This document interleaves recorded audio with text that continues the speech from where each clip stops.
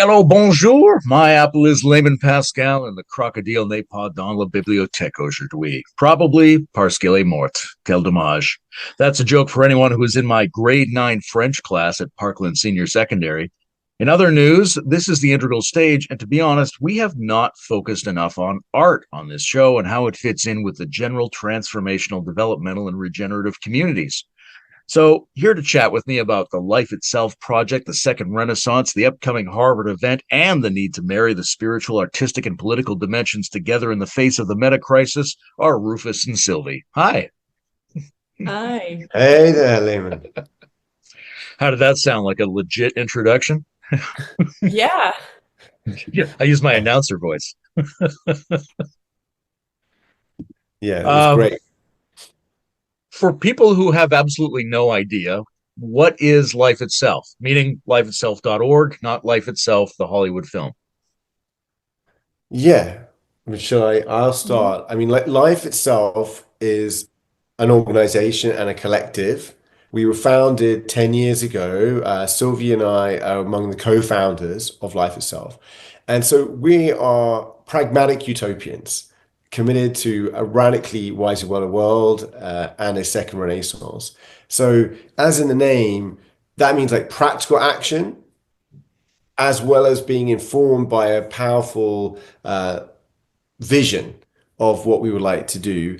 And we do concrete things. So we create conscious co-living hubs, we do research, we engage in cultural activism, we start businesses in pursuit of bringing forth a kind of new paradigm, both on the micro level, that's why they're the hubs. How do we actually live in a different way? And on the kind of macro scale, how do we create a movement or a movement of movements or an ecosystem that can help kind of birth the new world our hearts know is possible and would love to see. Who or what kind of projects are officially involved in Life Itself? And then what sort of broader community do you find yourself a part of? Like, what is Life Itself a part of, or trying to map, or trying to be a movement of movements of? Like, so these two levels, like who would you say is like core to Life Itself, but what's the broader thing that it's trying to be a part of? Well, I think it's part of the broader movement around the meta crisis. Some other people use also the liminal web or second renaissance. There's many names to point to something that is emerging and forming and bubbling up. And I think at the essence of these movement is a desire to see a new paradigm, that we have of radically different sets of value system, and therefore a whole different way of being than what we than the mainstream or dominant culture paradigm that we find ourselves in. Nice. I may want to add to that a little bit also, which is like the word new paradigm, or the new age, or we want to evolve consciousness. There are these terms that come up, and what one is they can sound grandiose, on one level to people. I think the other is it's the hard thing about hard things, or the metaphor we have is about kind of being a concert pianist. Some of these things are quite easy to say. Okay, we want, it's clear that we're failing to address the climate crisis because we're not really looking at the deep way that we see ourselves in the world. We need to shift that. We need to, realize our different kind of relationship with the living, with the biosphere. Absolutely correct. And yet these are really hard to do. So one of the things that I go back about that pragmatic utopian aspect is to combine a big vision, but with our feet on the ground. And the concert pianist's point is that it's easy to read music, or it's even easy to listen to Glenn Gould play Bach or something and be, wow, all I need to do is just practice. Well, actually, it turns out to be really, really hard to play Bach that way. That's something quite quite important because we live, I talk about myself, in an era of the mind where we're like, okay, if I know the idea, if I know it is, well, I should be able to sort of do it. And we also live in an age of sort of magical gadgets where we don't really need to know anything about how an iPhone works. We don't need to know any of the physics. We don't need to know any of the engineering, but we can just use it. And that isn't the same, seemingly, about these kind of shifts in attitude or worldview or consciousness. So that aspect that's very pragmatic is that beyond the idea is how do we really actually embody these things that we talk about? How do we embody integral or metamodern, or insert your term here for like this way of seeing? How does that actually coming about? What do we need to do in terms of our systems or the way we live or the way we bring up our children or our practice ourselves for that actually to manifest even at some significant scale like a region, let alone the planet? What's the role of mapping what's going on in the field in terms of maps as like a mediator between what's on the ground and what our idea systems are? If that question makes any sense. Yeah. Well, I feel these are a lot of questions that are a little bit more in your area. I'll start off. I can say a little bit.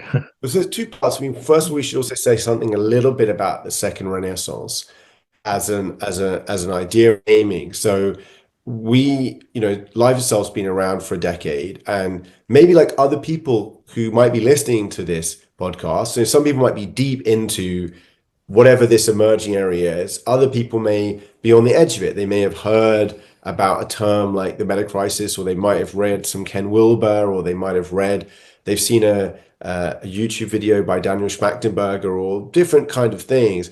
But then there's a sense one can feel something, but what is actually going on? And this was an experience for us at life itself. I came across Ken Wilber very, very late. And my background, for example, was coming from sort of engaged Buddhism and social activism. That was where I was coming from. And I was starting to see, okay, I've done all this work in my case about, who owns the information age? How do we make a fairer, more, world when in this world of the digital? How do we make sure there isn't all these monopolies and concentration of power, and that we govern these forces that we're unleashing in a wise way? And just seeing that, wow, it wasn't making very much progress in some ways. And coming to this point I was personally a Buddhist, like, well, okay, it's the being stupid. There's these ideas, or we should do X or Y, we should govern things in this way, but we have to do it. We actually have to implement it. And changing people's hearts and minds is really distinct from having the rational argument for that thing.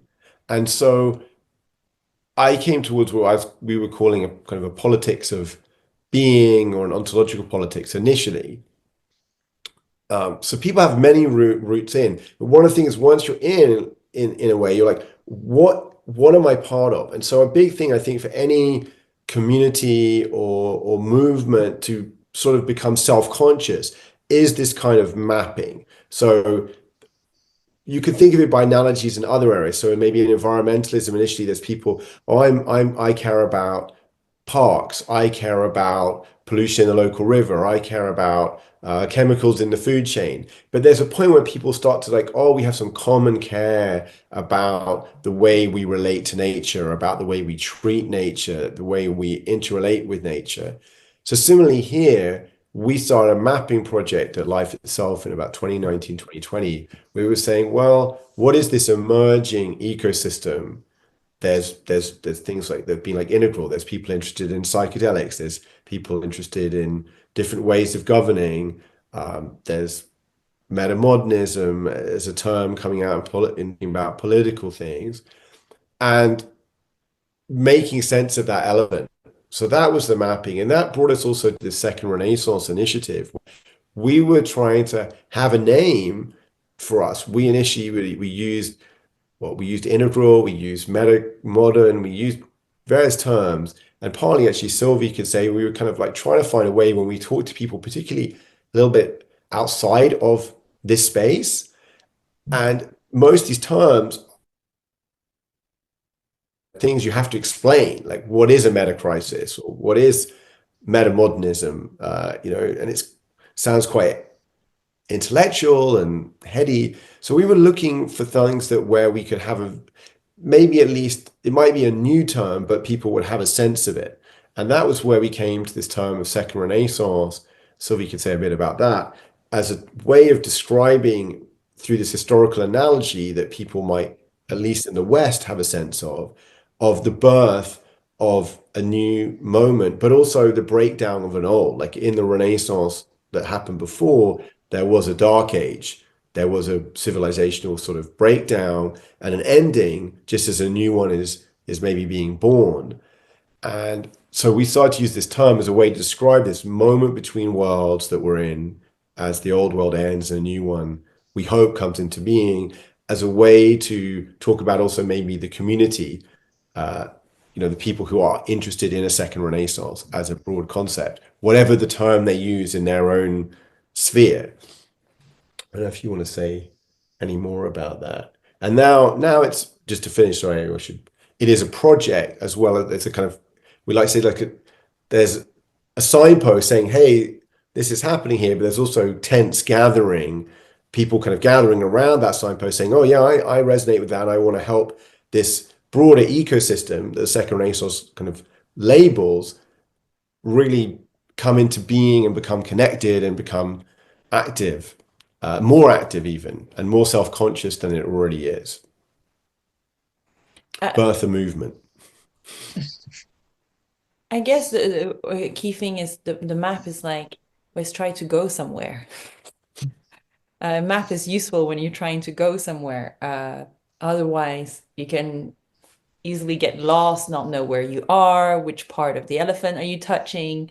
And I think also in this moment of like, in this turning point, there might be a sense of like direction, like being a bit directionless, a bit lost. And so the map is to help, like being like, okay, this is the landscape, like the maps were originally like, now we're so used to have Google Maps, satellite views, and etc. But when your map is incorrect, you can get seriously lost. And also, who's there? Who's your ally? Where are dangers? Where do you want to go to find what? And I think, yes, we're also in a moment of suffering from a sense of feeling a bit without direction. And so the map is there to, you still need a compass. And I think the analogy of the comp, but if you only have a compass and you don't have a map, you also can't, find your way. And I guess maybe the metaphor of the compass, or maybe the new value sets that we want to incarnate, one that would probably put more wisdom at the center versus, intelligence and smartness. But so if we care about the different sets of value, well, who is there? Where do we go to kind of practice, to discover, to enrich, to reinforce that? I don't know if that was a good metaphor, but did the best I could here. Yeah, I really like the part about both maps and compasses are for people who are trying to go somewhere.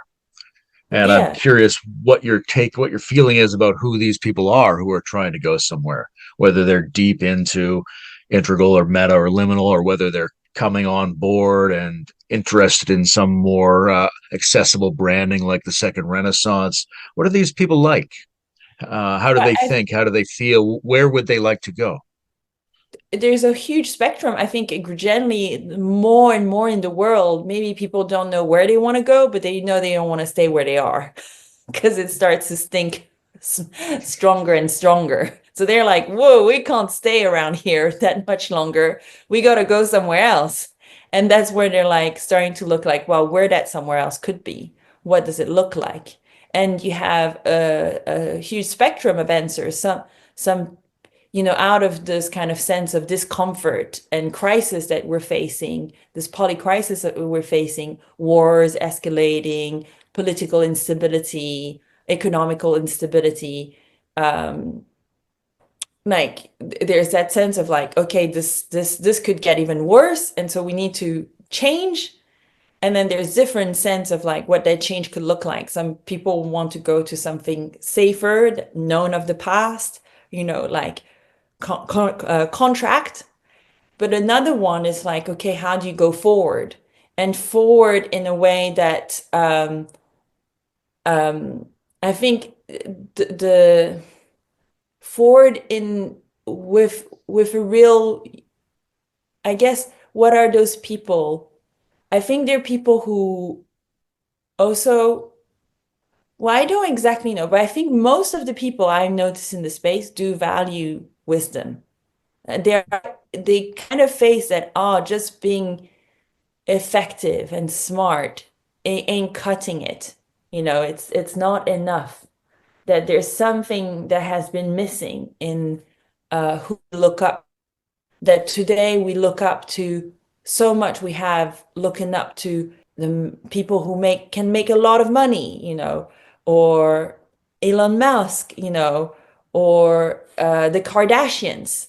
The next sci-fi might be that you open a newspaper, and instead of seeing like the news about, oh, Elon Musk and Kardashian did this and that, it would be, well, maybe a father gave up his career of success to be able to like be present for his kids. Because actually, how many people we know who are quote unquote financially successful but have a strange relationship with their kids? Like we probably heard of those stories. These are like, or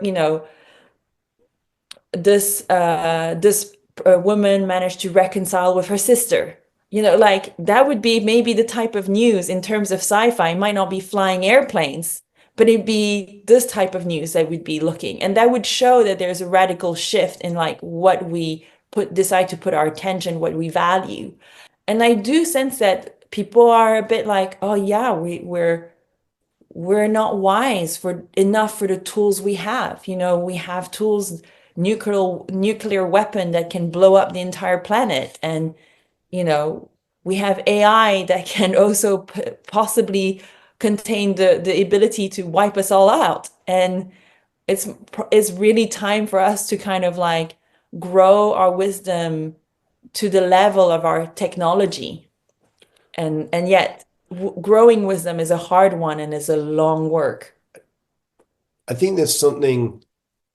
So the question was who are the people, and to kind of step back. I mean, if there was one word, if we were being a bit more ambitious in what we're saying, it's like we are trying to contribute to at life itself.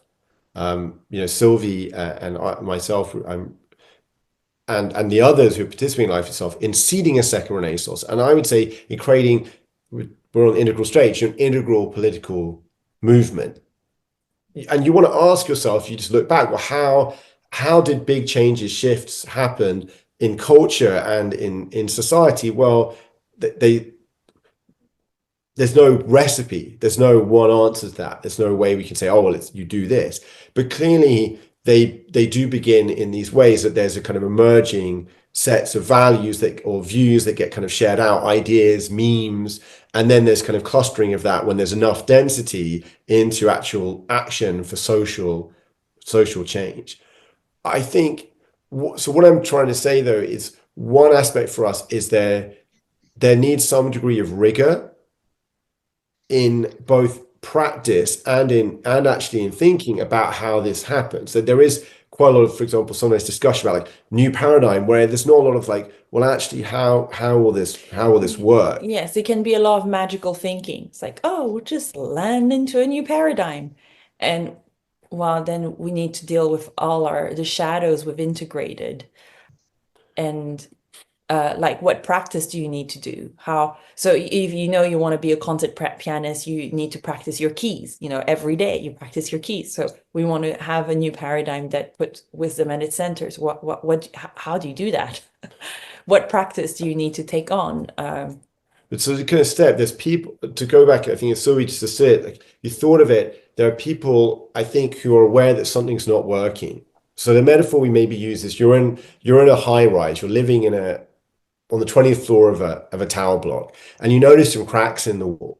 And you initially just like they're minor and you plaster, you put a little bit of polyfiller in and then kind of come back and you kind of like do it again, like, oh, you kind of start looking behind, the paint and the wall, and you're like, oh, the crack goes to the floor. And then you're like, okay, I'll go and investigate a bit. And then you kind of eventually end up in the basement, really looking at the foundations of the building and realizing that your building is unsound. So in this kind of metaphor, people are starting to notice the cracks in the wall, that there's something really not working. And you can see that in statistical surveys. You can see that, I would say, even in ourselves, and there's people who show up at the Life Itself hubs, who come in and stay for residencies, or just in the wider society. I talk to my mother who's 80, and compared to 20 years ago, just her view of like what it's working or not working. And so, she's really like, things are not going well,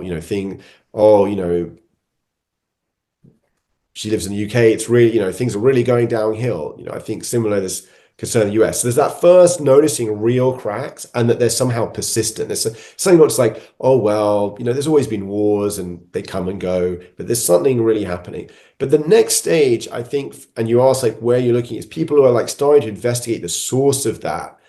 And this is, what we see as the distinction between kind of seeing a polycrisis, that there's lots of crises happening and that's not great, to start to see, well, there's a root generator or root cause of that in our worldview. And obviously for people from integral type thinking, this is, kind of pretty immediate because it's there in the spiral dynamics / growth stages and so on. But more broadly, there's a lot, it could be, well, it's the immigrants, or, it's X. And there's a lot of confusion about what are the source of these crises.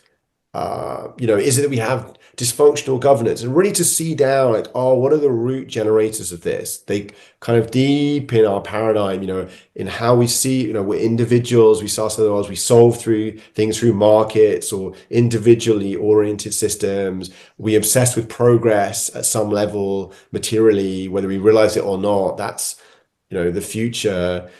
These kind of deep kind of cultural operating system that we kind of learn, almost imbibe, at least in the West, but also in many other countries now, of like modernity, and also not making that wrong, not being like, oh, that's just all bad. It'd be like, oh, the transcend and include aspect. So there's that stage. So you're looking at people who are starting to look for root cause elements, and then being like, okay, well, here's one plausible. It might not be the only or maybe even the right answer, but it's a strong hypothesis of like, okay, this paradigm's breaking down, this one's a new one may be coming, and we could just have major breakdown. We could just have full-on total societal collapse, or it's all over for everyone. But we could have other alternatives, and how could we bring that about? That's what you're looking for. So I think it's kind of questioning at that point. Yeah, I don't know what you want to add to that. Well, I wanted to refer to the name. Why the terminology Second Renaissance? I think I always say, well, if we want this movement to have a chance, your grandmother needs to be able to understand it, or 4 years old needs to be able to understand. And actually, English is not my native language. So, for example, when I first saw the name liminal, I was like, what does liminal even mean? And so if you have or metamodern, like what does that mean? I even remember the first time in university when I came across postmodern, but what does that mean? And so like Renaissance, people get that it means a rebirth. And before rebirth, something needs to die. It's very visceral, that sense of birth. And I think is really touching to the imagination of like, oh, there's something that we need to learn to die. We need to learn to let go. And death is very difficult to sit with for most human beings, to let go. And there's an opportunity, and there's something else coming up. So that liminal time, that transition time is there's a death and an opportunity in it. And I think that's why we chose that term, is to kind of use a name that can, a 5-year-old, your grandmother kind of gets, they had been a renaissance in the past. And even if you don't know very much of that term, historical moment, you just the name in itself, you kind of get, it's like, oh, something's dying and something's being born. And we've all gone through moments like that in our lives. And that's really important to point that, well, that's why things feel so uncomfortable and destabilizing, because birthing something ain't it ain't easy. It's full of pain. When physiologically a woman is giving birth to something, there's a lot of fear of death. Often women were at risk of dying in child labor. It was a rite of passage, and so this is to touch to that imaginary, yes, to touch that imaginary of like, oh, we're going for a kind of like collective ritual of death and birth. So this death and rebirth, and the need to make pragmatic efforts that are aligned with higher transformational values, seems like that can occur in some different domains. And you've already mentioned a couple, right? There's the individual domain. I love it's the being stupid. That's great. So like, what practices are we actually doing in our lives for ourselves? Then there's this question of how to bring people together who share some of this, so there's enough density to trigger something like a renaissance. And then there's this question of figuring out what are the new kinds of systems and how they could be implemented to practically modify how the world functions. So are those three domains, sort of like the personal and like the social field production, figuring out new systems, are they all approximately equal? Is one more important than the other? How do you portion your energy out in terms of these three domains? Yes. So that's a great question. And at life itself, we obviously think that any transition, as you describe, is going to incorporate all of the quadrants. There's going to be systems change, there's going to be change in technology, there'll be changes in culture and in the individual. And we view, at least for ourselves, and I think in general in this transition, that there's what we call the primacy of being, or a primacy of the inner domains, particularly culture, but also the personal individual. Now, that doesn't mean the primacy is precisely not saying the only, but it's this analogy with even our brain. And Ian McGilchrist talks about the primacy of the right hemisphere or the primacy of the left hemisphere. Of course, as any normal person, they have both a left and right brain working together. Without the left brain, no language. Without the right brain, no gestalt, no ability to integrate, etc. But one maybe has primacy. And in his case, he was arguing that there's too much primacy of the left, and the master, the emissary has become the master. In his book, The Master and the Emissary. But in our case, we are saying, well, at the moment, there's an aspect where the left quadrants, the inner quadrants of the personal inner, and particularly the collective inner, is where we need to emphasize. Of course, that will then flow into systems. But really, without that work on the worldview and on the norms and our cultural context, it won't be possible to really make those shifts in systems at the present. I think that that's generally borne out, and you could say by historical analogy, often, while ultimately like systems and technology may form our being, like computers are clearly shaping how we think or things like that, they come, often that's accidental, but they often come after the ontological shifts. It's after people came to think of themselves as individuals, the democracy as like an actual voting system, other than small parts of ancient Greece, really manifested. So I think there's this what we call the primacy of being thesis, that the being part has a lead here, is our contention. And it's why this kind of cultural activism aspect, or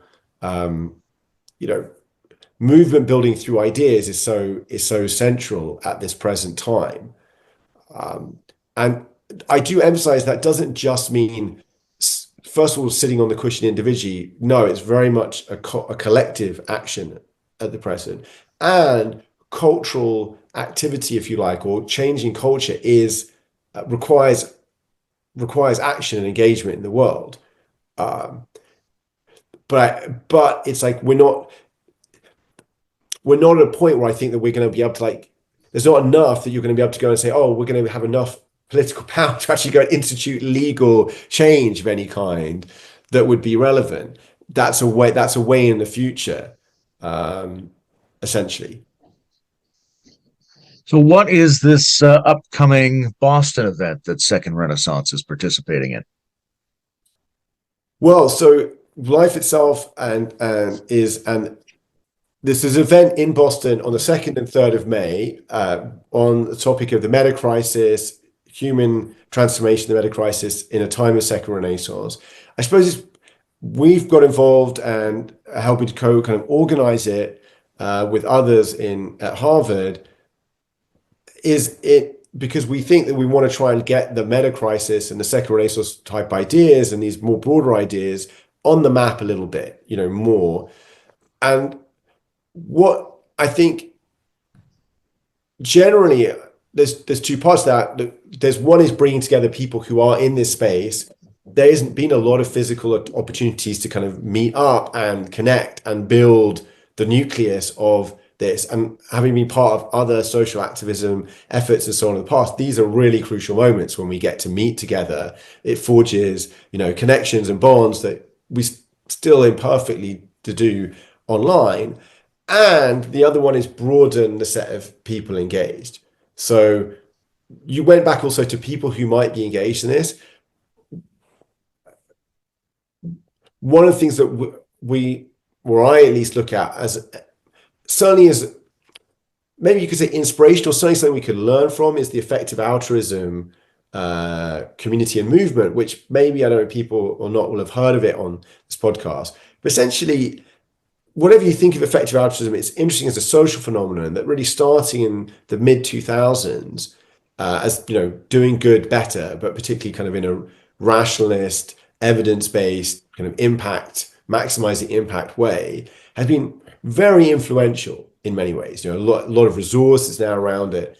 And what I meant there is that one of the things effective altruism did from very early on was go to elite universities and start little effective altruism clubs. I mean, they didn't do that maybe strategically, but it kind of happened. And it meant that people who were passionate about doing good, who are really personally how can I contribute to a better world? They ended up many of them in effective altruism. Now, my joke is that they should become really pragmatic utopians. You go from effective altruism to pragmatic utopianism. That's the two changes. And so one of the other things are places like Harvard or other places that we could be going, and I say we as a broader set of people in this community, and trying to reach out to, are there students who want passionate about a better world, or worried about AI risk, or worried about climate crisis? And we have actually, and I say again, the broad we, some really powerful and coherent, I want to say answers, but paths forward in a moment when there's a lot of cynicism and despair, a lot of hopelessness, and a lot of, even I would then even say reactivity, rather than being okay, we're going to spend our time fighting Trump. Well, what is the more beautiful future? Now we might need to think about things that aren't really working, but having a sense of the more positive direction we want to go, and also making sense of why we've got Trump right now. In these times of between worlds, there's a lot of difficulties. There's a lot of people who want to go back. There's not clear paths forward. So that's the other point. It's how can we build bridges more generally into adjacent or potentially adjacent communities that would be interested in these kind of ideas. I mentioned effective altruism. You could think of climate activists, many other groups that would be like, there's actually a powerful story about what's happening and how we could go forward that's kind of rigorous, pragmatic. I'd be interested in that. And it's hopeful in some sense. It's realistic and hopeful at the same time, I think. So that's part what this event is about. So if you're interested in the meta crisis, you're interested in integral, you're interested in liminal web, in metamodernism, in the second renaissance, or in just existential risk or the risk of collapse, and you really want to come and see leading people in this space and meet others. So, Zach Stein, Benita Roy, Daniel Thorsten, Sylvie will be speaking. There are, Rebecca Henderson, a professor at Harvard Business School, John Kabat-Zinn. This will take place on the 2nd and 3rd of May in Boston, and it's very, very, very accessibly priced. I think it's about $70 or maybe $90 to come, and we'd love to see you there. Okay, now I imagine there's a lot of people who've heard everything you've just said, and they're basically on board. And for them, there's still an open question about, okay, why does the Second Renaissance have an art manifesto? Why does a Second Renaissance has an art manifesto? I hope it'd have also, we would develop other manifestos. One is, I think, well, if you're going to have a different paradigm, this new paradigm would have a different relationship to art than, how currently we relate to art. We maybe first, like currently, how you see most art is that you go to a museum, the walls are white, you see the piece in the museum or the gallery. It's starting to change, and it will often be quite secular. They'd even have the sense of like beauty might be so important. It's of opinion. There's not such a thing as universal wholesomeness. Religion would be taboo in, art. Or ironic. Or ironic or critical of religion. Yeah, so you'd have these kind of the art would be really related to this kind of speculation market, economical bet. And so being the author of this manifesto, I was like, well, I would like to see a new way of making art, a new way of relating to art, because artists and making art is very personal and deep to human beings. Is our way of reflecting on our sense of consciousness in the meaning of life, in who we are. And you're an artist, right? You should mention. Yeah, so and I'm an artist, but I think it's not just I'm an artist. It's like I think the artistic sensibility exists in every human being. Yeah. It's not reserved to an elite class called artist. Like that's also something of our world of like there are certain people who are artists and certain who are not. It's like, well, actually everybody has that ability to create and inquire into our existence and create meaning. And so for me, it was really, when you look at the dawn of humanity, we've always made art, and so I like to say that it's therefore quite important to put art as a key element to creating and embodying this new paradigm. It's a wonderful playground of experiment also, in art that would look differently or feel differently and have different messages. How we'd approach art that would encompass a transformative element, art that would put itself as the service of something bigger than ourselves, not just because also the art we see is highly individualistic. It's a lot about that artist who made that art piece. And I was like, well, could we have art that a little bit more about being at the service of something bigger than ourselves, not about an individual, but about a collective who's standing in certain values and principles, art who remerge with the spiritual world, which reintegrate that sense of reverence to life, which reintegrate that dimension of the mystical.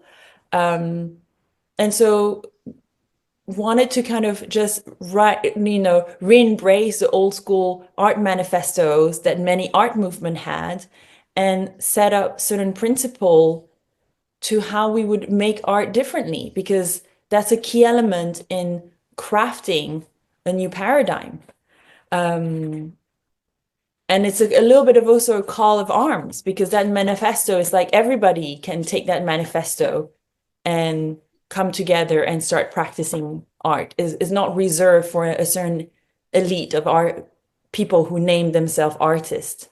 And at the same time, it's demanding. A manifesto demands something of you.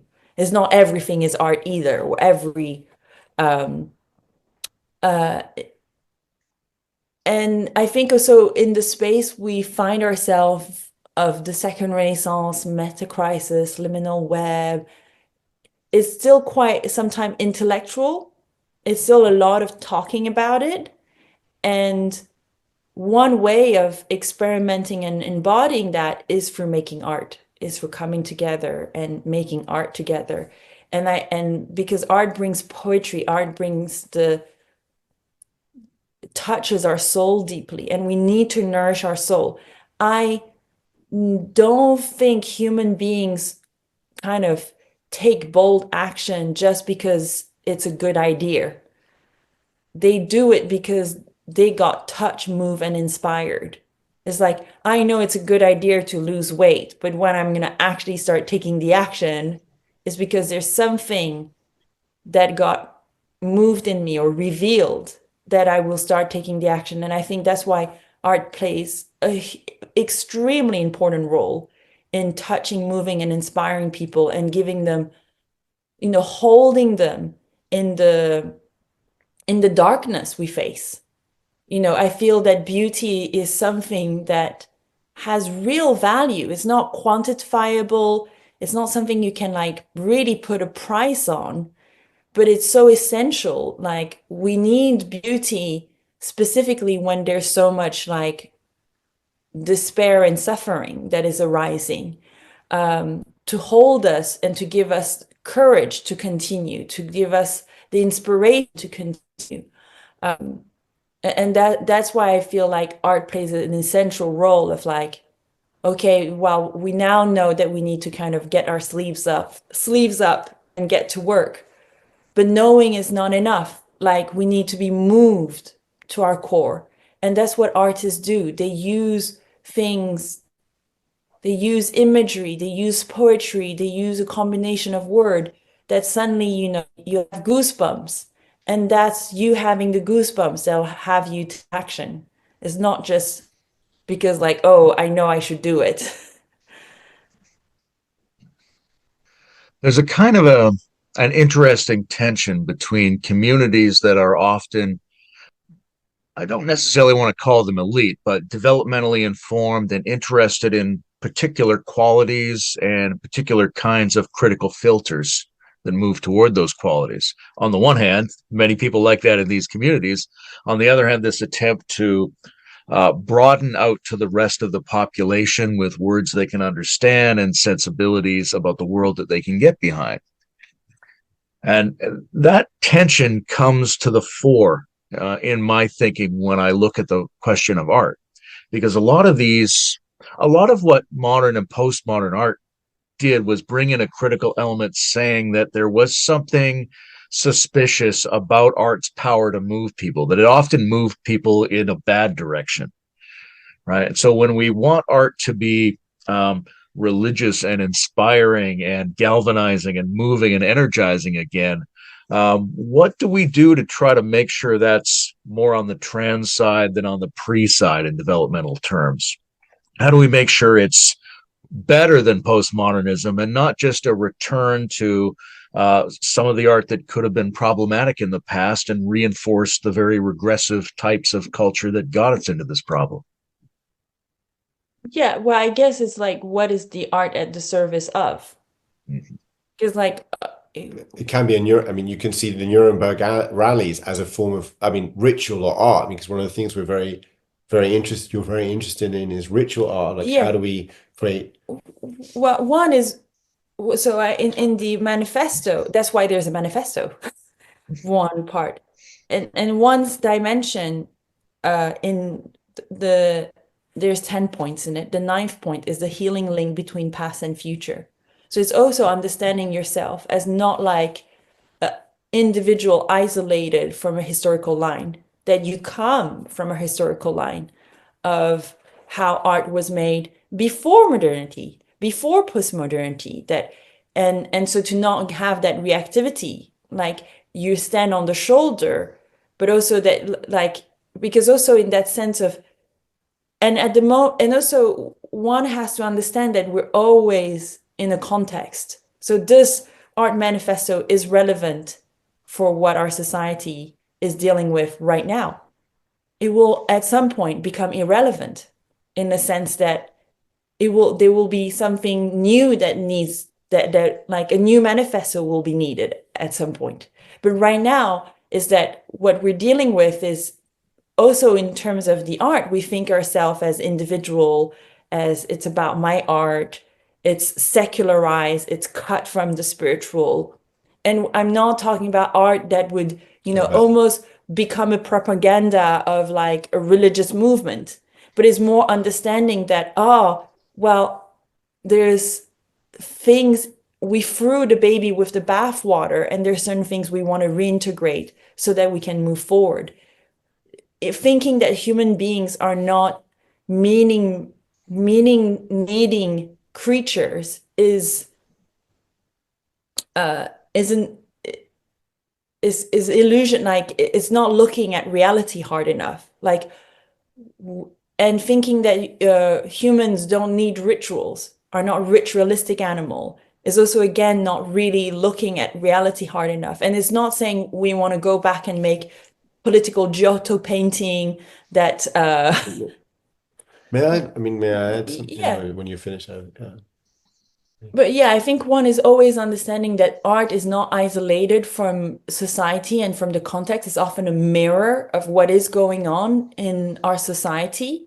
It can be a bridge and a spearhead to creating something new, and is a question of what does art wants to put itself at the service of.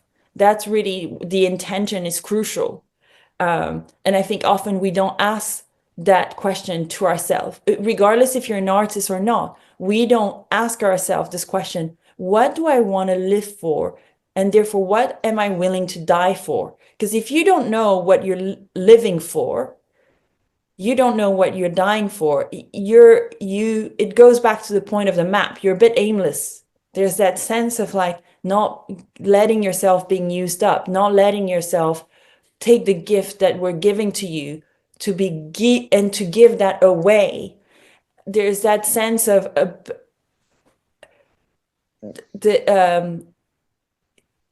and you're not, I don't know, I'm maybe going off on no, but it's like, if you look at the spectrum of like life on Earth, there's something where you're like, oh my God, I was just reading this comic book to my kid about the uh, the historical human beings, and you see this timeline of millions of years, and you're like, you're not alive just for you. There's something in the matter of like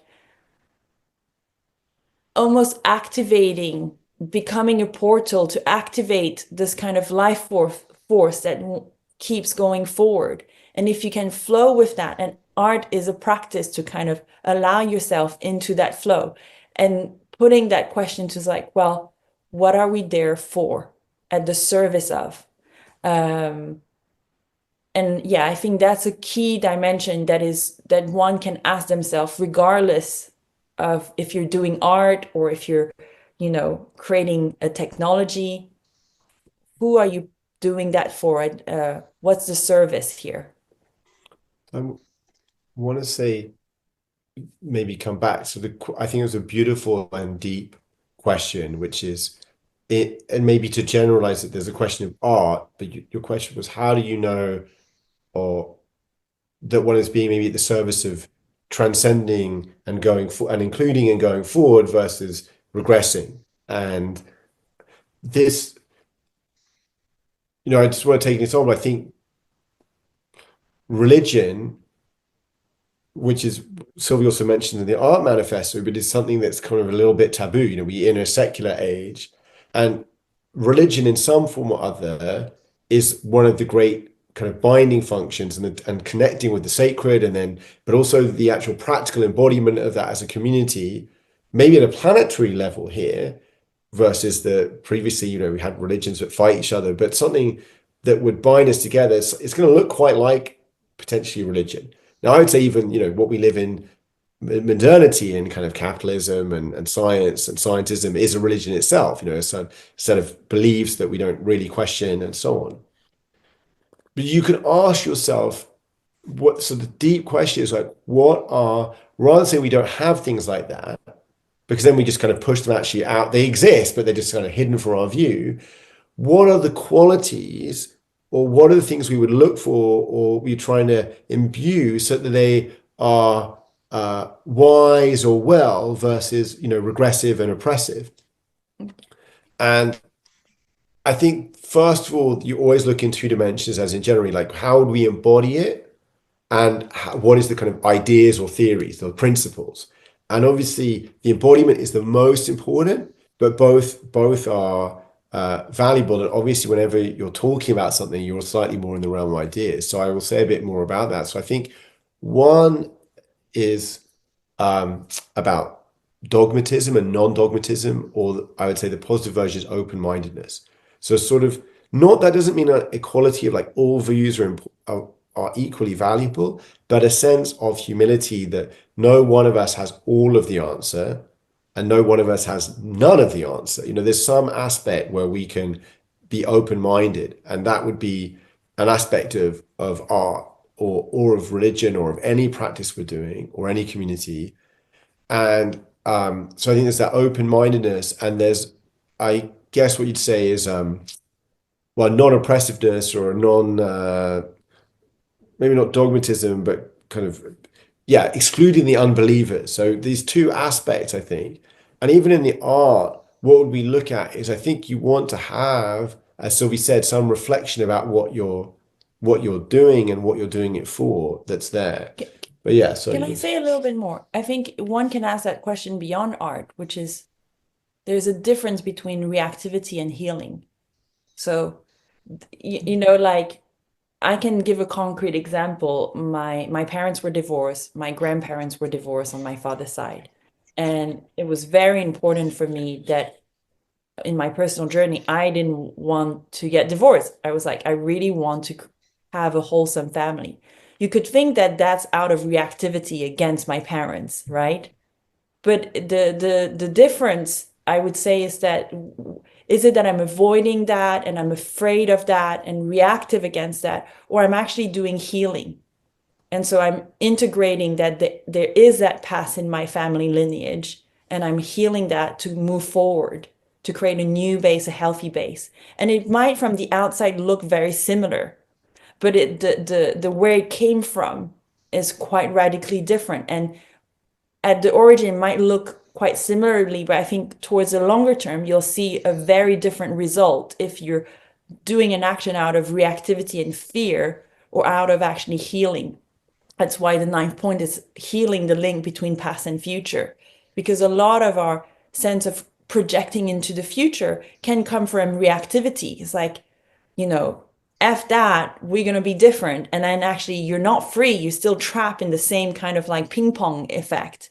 But healing is different. Healing is understanding your interdependent relationship with your ancestors and owning that and valuing that and having compassion and understanding for them and for yourself, and completing that, bringing it back to a wholesome state so that the next generation have a cleaner slate to build from.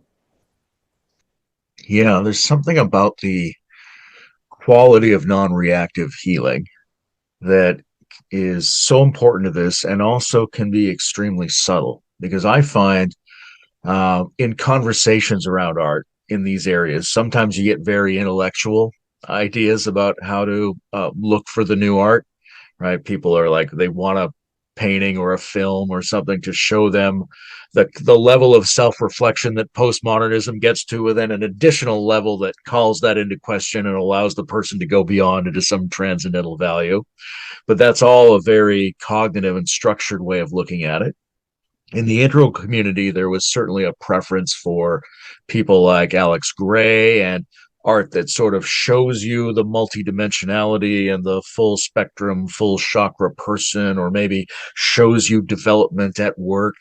And both of these, in some ways, are at the level of content, right? The sort of, that's what you would see in the painting, it's what you would see in the film. But if we broaden it out and we go, well, what would a horror film look like that was contributing to the new arts, right? What does, because non-reactivity and healing has to be something very subtle and very flexible that we can find in almost any style or any medium. So how do we sort of sense that out, right? What are we emotionally on the lookout for that would indicate to us that something that might even not look anything like what we think a pragmatic utopia looks like, or looks anything like what we think the full human being is, nonetheless gives us that vibe? Like, do you have any tips on finding the vibe in all of its myriad forms?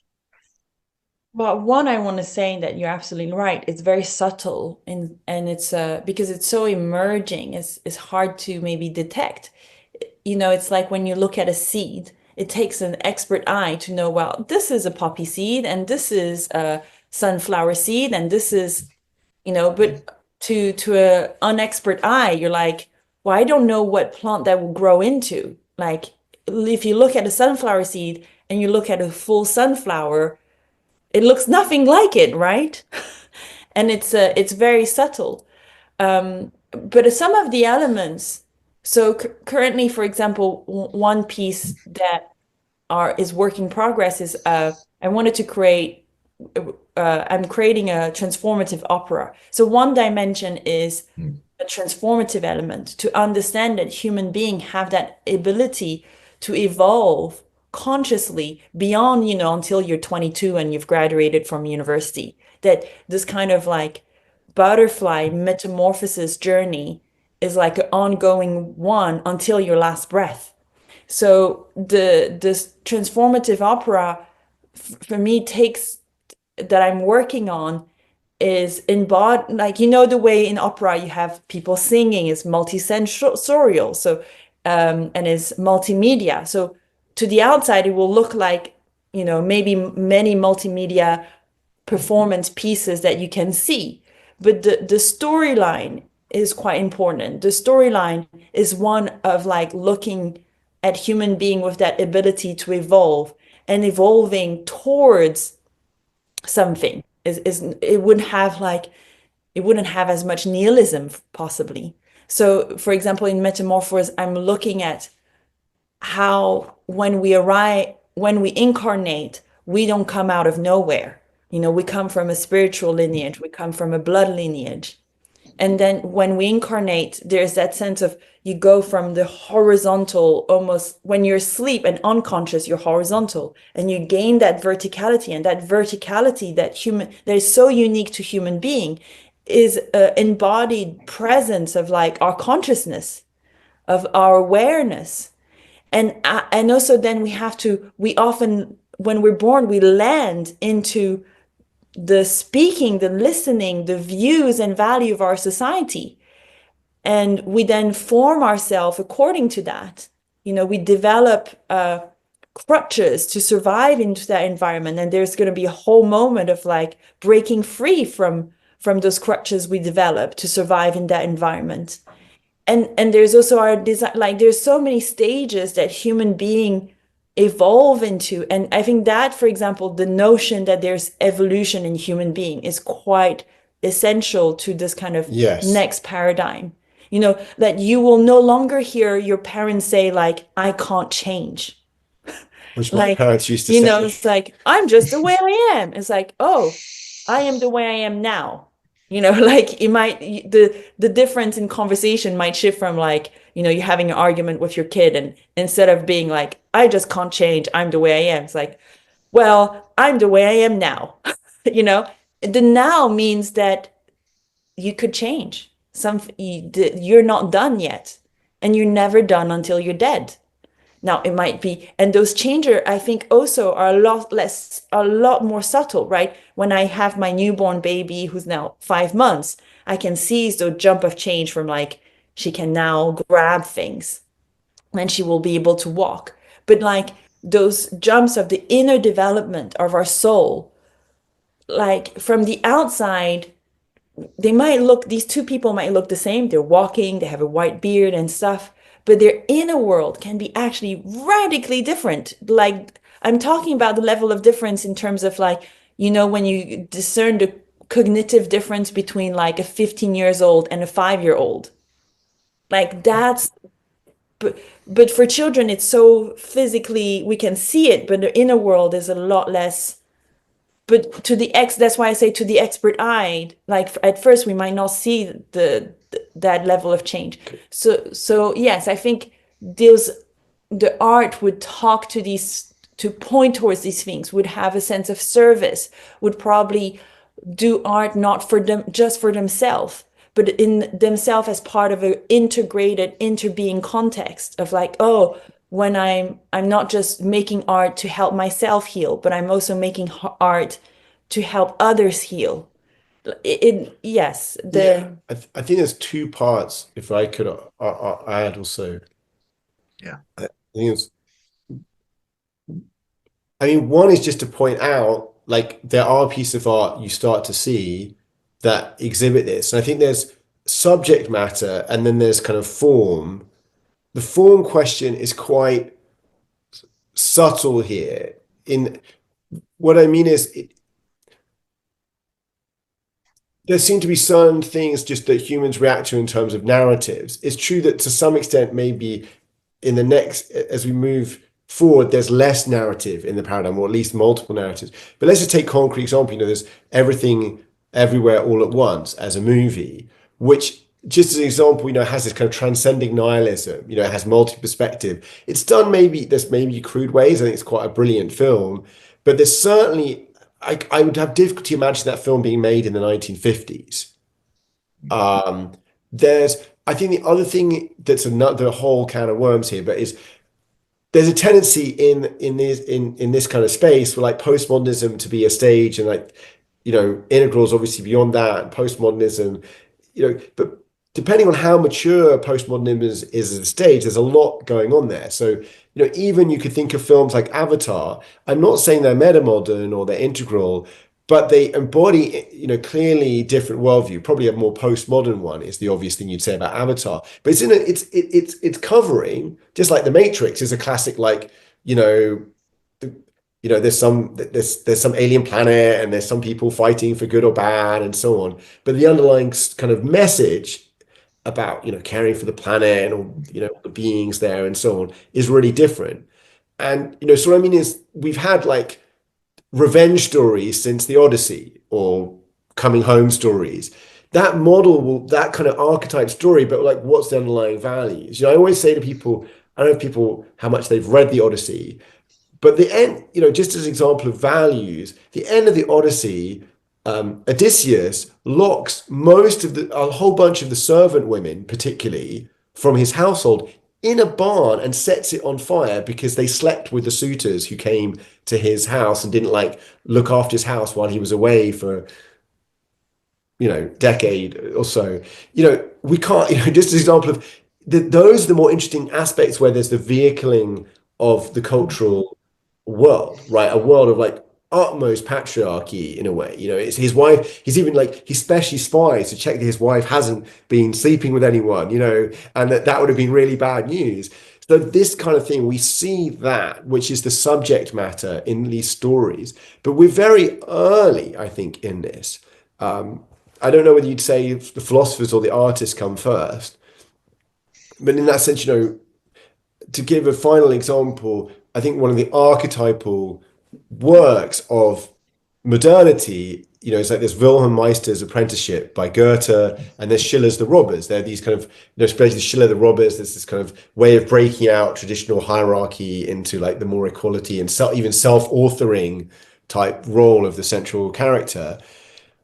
One of those novels, I don't know if we've yet had a novel where we see this kind of evolution of character. Like what would this deep transformations look like in a compelling way in a soap opera or something like that? Okay. Yeah. I think another element is our relationship to truth. And like you could say, well, how is it not different from like going back to like that sense of like religious truth that is kind of like revealed and that you're going to impose that truth.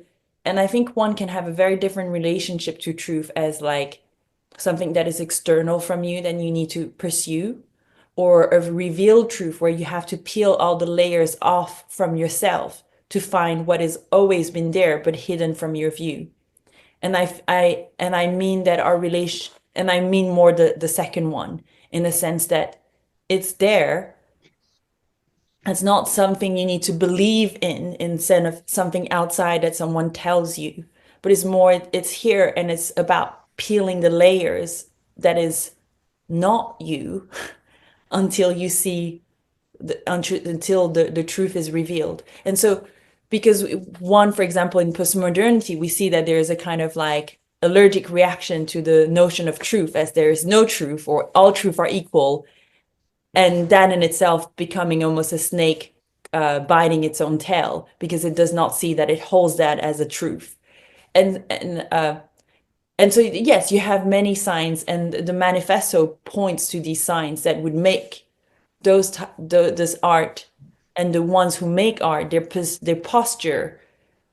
Do you want to mention them? Yes, their posture that would make it different. So just the main ones. one is even knowing, like seeing that human beings are meaning-making creatures. We can't function without meaning. Right now you and I are using language and we create a whole world with this language. That there's also that sense of really inquiring into and beyond ourself. The notion of interbeingness, that you cannot liberate yourself if you don't also care about the liberation of others. And when I say others, it's not only reserved to human beings, that we are interbeing with our ecosystem. A rediscovery of the mystical tradition, that it goes from shamanism or Christian mysticism. There's many mystical traditions. A different relationship, as I said, to faith and truth, and a reintegration between art, spirituality, and the political. And also, again, like I mentioned, like, also constantly understanding that we're constantly part of a cultural context. We're always part of it. We're not isolated from the world. The link between past and future, the healing that link between past and future, and life as an art form. And life as an art form is this consciousness of crafting our own life as an artwork and engaging in our life in the transformative process of it. And when I say life as an art form, I just don't mean like, oh, I'm going to take my bowl of soup that I cooked and life as an art, but really like, okay, where is the mindfulness in that? Where is the conscious act in that? And so it could look like I'm also taking a picture of my bowl of soup, but it's the approach to that bowl of soup. It's crafting one's life. Yes. Yeah, this is terrific. And one of the things that keeps coming up for me, I don't know if you guys saw it, but it was the first season of the television show True Detective. And it was kind of popularly regarded as a postmodern nihilist work because one of the main characters spoke very eloquently about the fractured meaninglessness of the world. And yet, when you watch it, it's actually that perspective is in conversation with other perspectives. There's mystical visions. He's embedded in an ecosystem and a social historical moment. And of course, at the end, he has a revealed truth that he does need meaning. Right, and that it is worth it. Right, he's not believed in a truth. He's had the courage to not believe in the truth, but something has nonetheless been revealed to him at the end, which makes it a different kind of a statement. And of course, it's intriguing that the mainstream culture will fixate on some piece of the foreground of a work of art and think that that defines it. But it stood out to me as matching a number of those criteria. Yes. And yeah. One thing that comes up for me, though, is sort of because we talk about it being in service and it having a certain kind of consciousness to it. And that makes it a little bit ambiguous how much the artist in making a work of art needs to be thinking that, feeling that, sort of concerned with the role and the placement and the message versus just trying to make art in a way that's as deep and authentic as possible and hoping that that implicitly embodies where we're going as beings, right? Do we have to think about it while we're doing it in order to make it align with this new kind of art, or can it occur kind of instinctively if we do it right?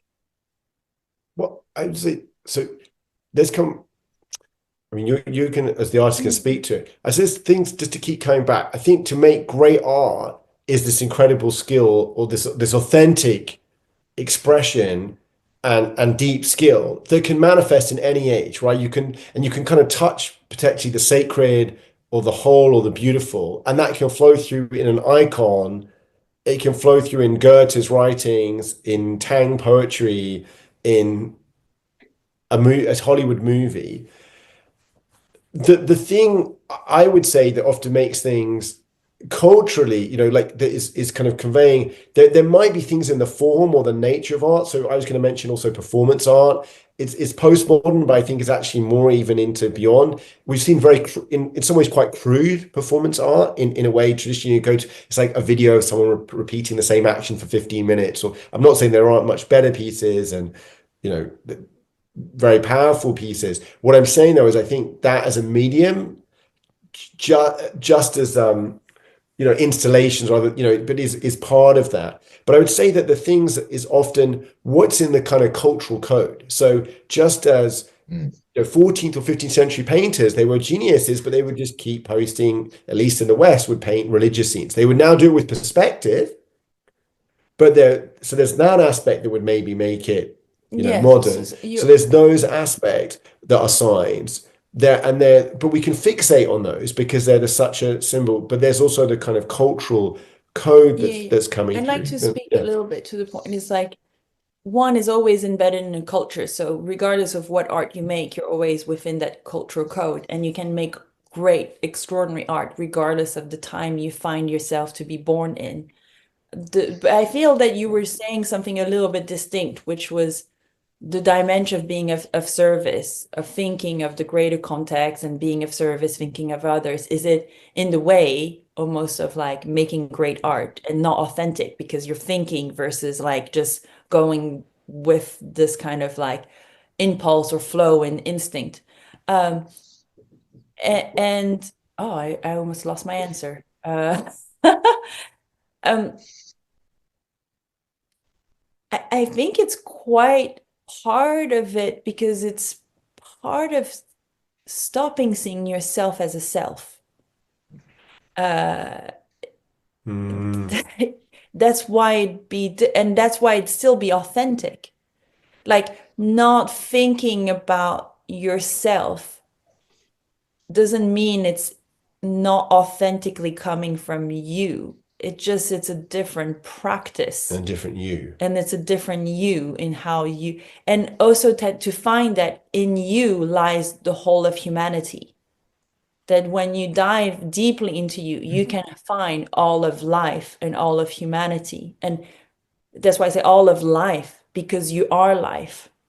So that's, it's maybe seem a small difference, but you continue, it's a massive difference. So it's like, okay, if I connect to others and I see others as myself, that makes a whole different ways in which I'm practicing art. Or when I look into myself as a way of connecting with all of others, that creates a whole different way of art. I hope that kind of offered the answer you were looking for. Well, I think I like that. Yeah. Sorry, go ahead. Well, there's the being of service. I think there's, in the classic spiral sense, there's an echo with the past. So if you thought of medieval artists or people who wrote books, they often didn't put their name. They didn't see them being the kind of egoic order. Now, that might have been a pre-element in a sense of like they've submerged into the collective. They don't want to be an individual. But in a transcending of that, there is this aspect of being of service to something greater than oneself. Doesn't mean then slavishly in a Marxist sense, like I'm here to transmit social realism, but in a deeper sense, as Sylvie said, a mystical sense, one is going more like, oh, what is my authentic It's self-expression like for you something? see also that you put your there's a gift in the self. Like you have a gift that only you can give. I have that gift that I didn't choose, that I happen to be sensible to the artistic expression. I didn't choose that. I was kind of born like that, and it was the lottery, and maybe nurture also help with these things. So I was given that. That's my gift, but it's also mine to give away. And that's the sense of service, and where it doesn't deny the self. It's a joy for me to practice that. It's a joy for me to practice that and give it away. So it's not a denial also of the self and the ego. There's something healthy also in that, but it's finding the healthy ego, it's finding the healthy self in the interdependence with the larger self. I also wanted to add, I don't know whether it's going to take us too far off the art, but it was one point when I said before about embodying that this deep question we had about how to or how do we know we're going forward or going back? The other thing in general is I said about embodiment. There's like principles we've talked about, but there's also being part of a community of practice and of practitioners and others. This is, I think, one really crucial thing as we move beyond kind of the kind of objective reason and like we've got these rules about how we do things.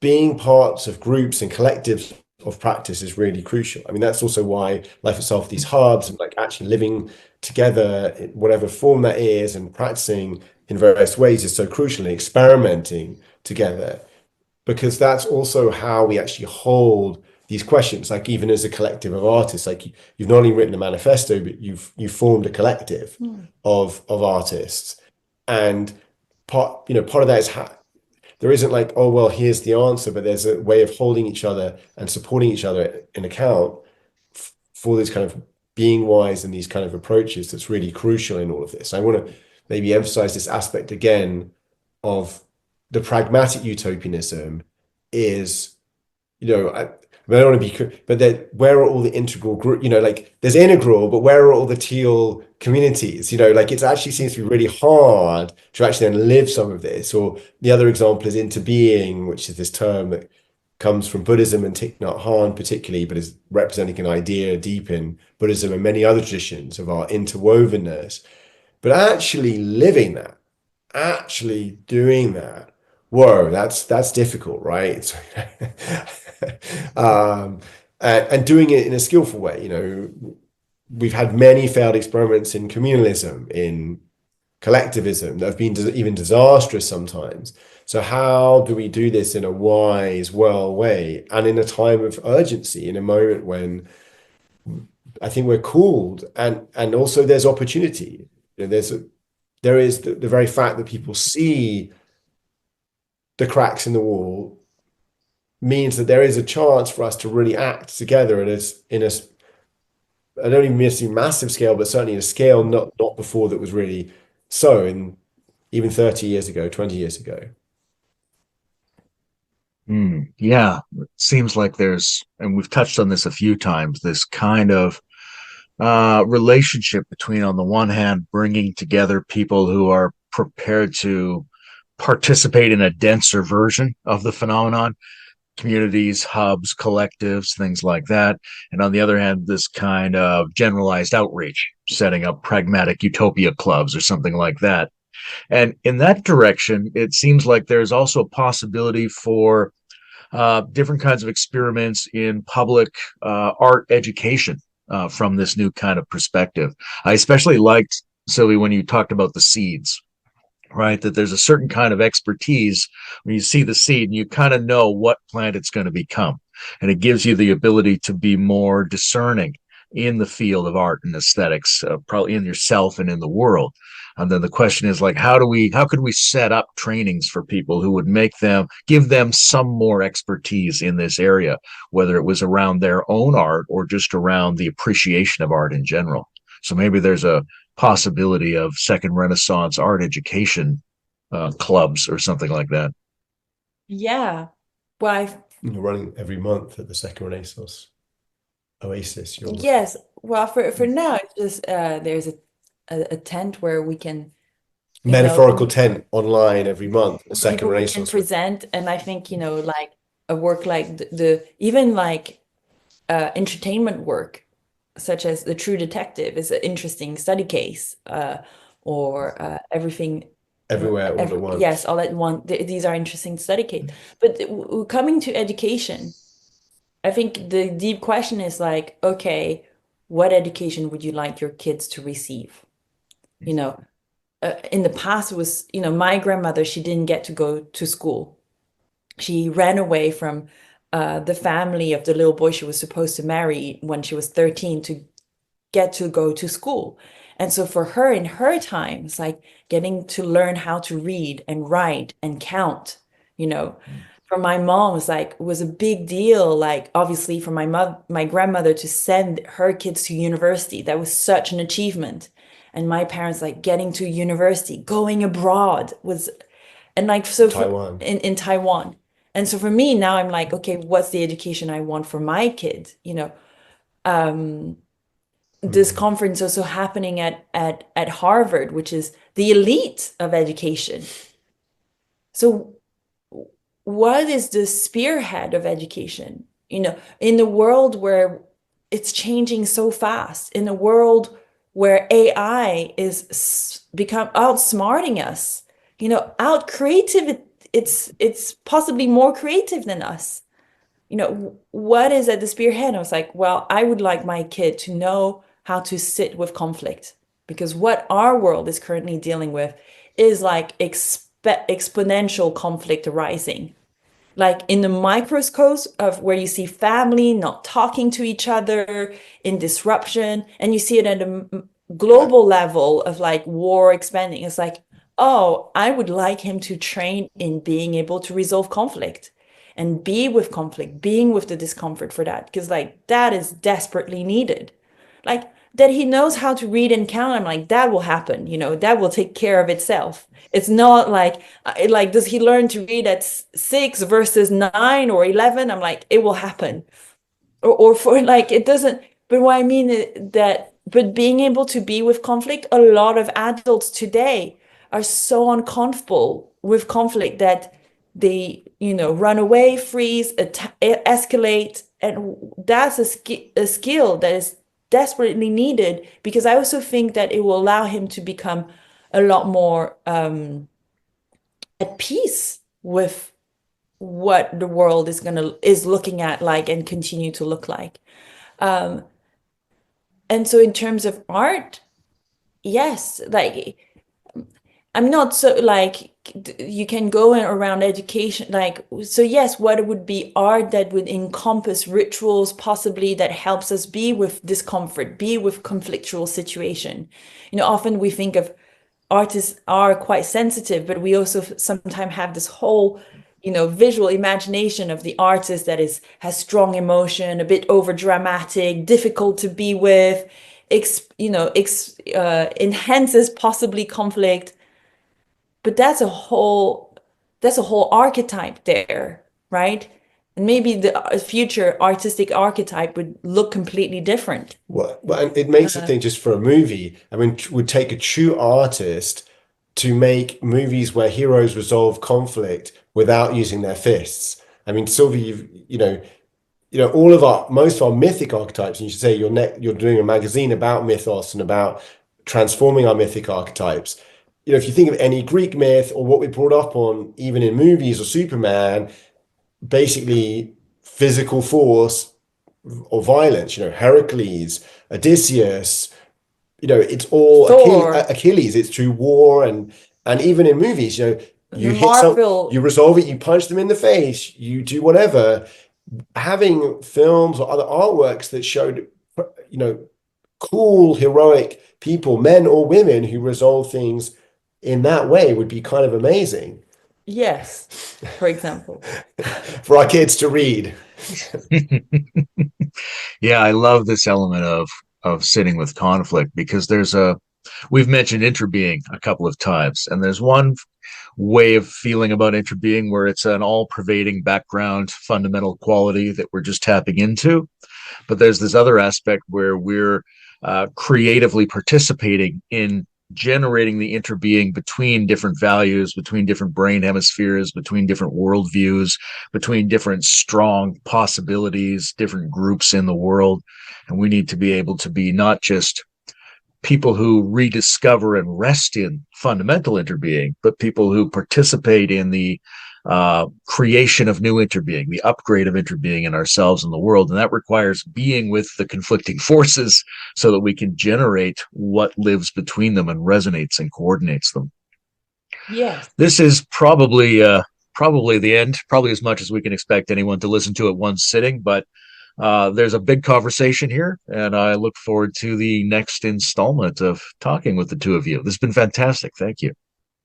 Thank you so much. Thank you so much, Layman. And for anyone listening, we didn't actually say Sylvie Barbier and Rufus Pollock at Life Itself. We should probably add that at the beginning. And yeah, I would love talking with you, Layman. Thank you so much. And if anyone wants to find out more, they can come to the event at Harvard or check out secondrenaissance.net or lifeitself.org. Beautiful. See you soon.